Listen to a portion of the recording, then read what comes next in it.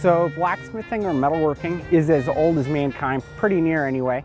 It brought us out of the Stone Ages, so it's been around. It's a old and noble craft. Way back when, it was more utilitarian, so everybody depended on the blacksmith as the king of all craftsmen. Villages, towns would all depend on him. He'd make anywhere from the nails to your house, the tools you work with, all the way to the knight's armor and swords. There's the old saying, the king went to all the craftsmen. He's like, well, what do you do?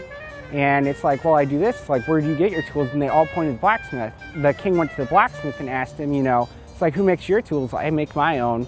And the king pronounced him king of all craftsmen because not only was he the master of his own craft, but nobody else could do theirs without his.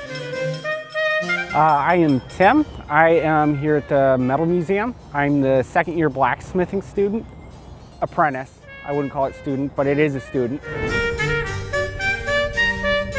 It started changing around the Industrial Revolution. Mass production took away the utilitarian aspect. When it was really starting to die out in the 1920s and 30s, Samuel Yellen, kind of one of the fathers of American blacksmithing, modern blacksmithing, would take immigrants coming off the boat and they started doing artistic work and traditional work, and it was in the East Coast, and at one time he even had like 300 people working for him.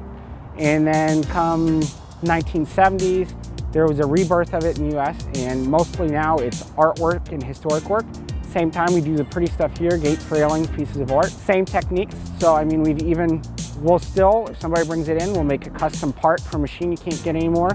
We've made custom tools and hand tools for carpenters and stuff.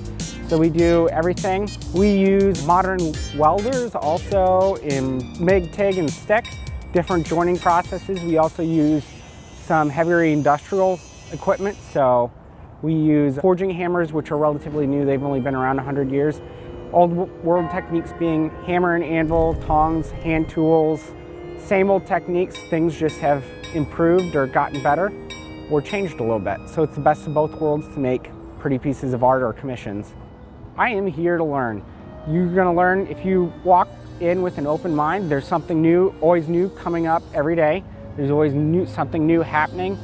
You can learn as much as you push yourself to do.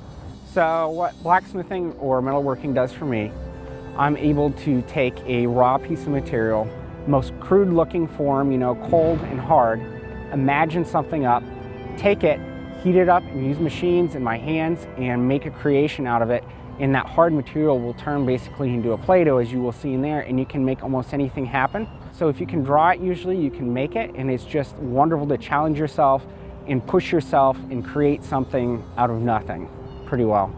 So it's a challenge, and it's just, you're able to express yourself so well through the material.